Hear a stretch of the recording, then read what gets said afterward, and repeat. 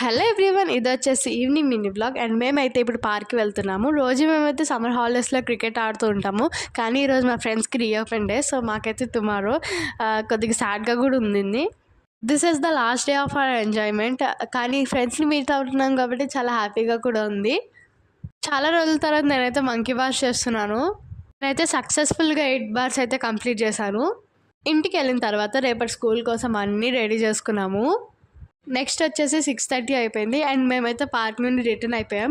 So ఇంటికి వెళ్తులకు మా daddy అయితే యమ్మీ మఫిన్స్ అయితే తెచ్చారు.